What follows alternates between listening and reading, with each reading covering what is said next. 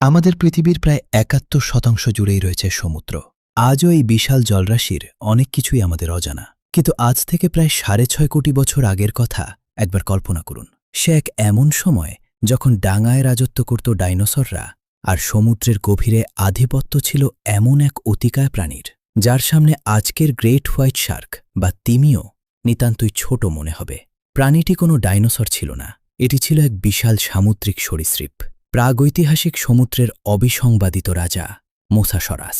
Mosasaurus ছিল বিবর্তনের এক অবিশ্বাস্য নিদর্শন।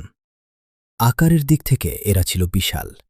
একটি পূর্ণবয়স্ক মোসাসরাস লম্বায় প্রায় ৫০ থেকে ৬০ ফুট পর্যন্ত হতে পারত, যা একটি আস্ত যাত্রীবাহী বাসের সমান। এদের শরীর ছিল লম্বাটে এবং নমনীয়, অনেকটা আজকের যুগের সাপ বা কমোডো ড্র্যাগনের মতো। তবে এদের সবচেয়ে ভয়ঙ্কর অংশটি ছিল এদের বিশাল চোয়াল। এদের চোয়ালে ডাবল হিঞ্জড বা দুধাপে খোলা যায় এমন হাড় ছিল, যার অর্থ এরা নিজেদের মাথার চেয়েও বড় শিকারকে খুব সহজেই গিলে ফেলতে পারত। একবার এদের সারি সারি তীক্ষ্ণ দাঁতের মাঝে কোনো শিকার আটকে গেলে তার আর পালানোর কোনো উপায় থাকত না। বিশাল আকৃতির হলেও জলের নিচে এরা ছিল অত্যন্ত দ্রুত। মোসাসরাস মূলত ওঁত পেতে শিকার করত। এদের শক্তিশালী লেজ এবং প্যাডেলের মতো ফ্লিপারগুলো জলের নিচে এদেরকে তীরের মতো দ্রুতগতিতে ছুটে যেতে সাহায্য করত। এরা ছিল তখনকার সামুদ্রিক বাস্তুতন্ত্রের একেবারে চূড়ায় থাকা শিকারী বা শীর্ষ শিকারী।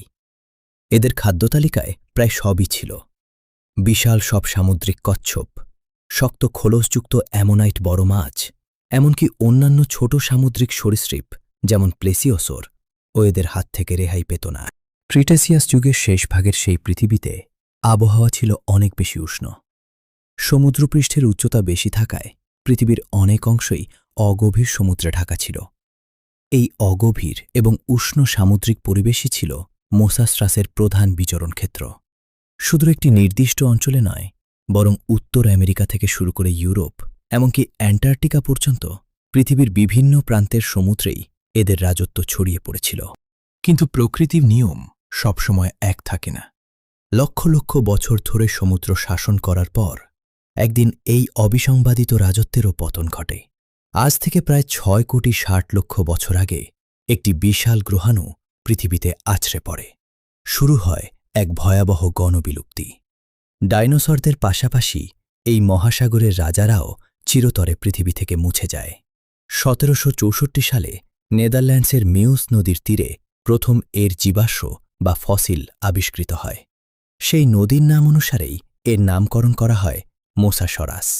আজ বিজ্ঞানীরা সেই ফসিলগুলো জোড়া লাগিয়ে আমাদের সামনে তুলে ধরেছেন এই প্রাণীর হারিয়ে যাওয়া ইতিহাস। আজ মোসাসরাস নেই, আমাদের সমুদ্র এখন আগের চেয়ে অনেক শান্ত। কিন্তু পৃথিবীর ইতিহাসের এই বিশাল সামুদ্রিক সরীসৃপের কথা ভাবলে আজও অবাক হতে হয়।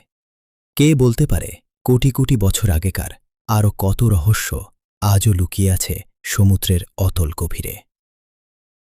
আপনার কি মনে হয়, সমুদ্রের গভীরে কি আজও এমন কোনো অজানা বিশাল প্রাণী লুকিয়ে থাকতে পারে? আপনার মতামত কমেন্ট করে জানান। ভিডিওটি ভালো লাগলে লাইক করুন এবং এমন আরও তথ্যবহুল ভিডিও দেখতে চ্যানেলটি সাবস্ক্রাইব করুন।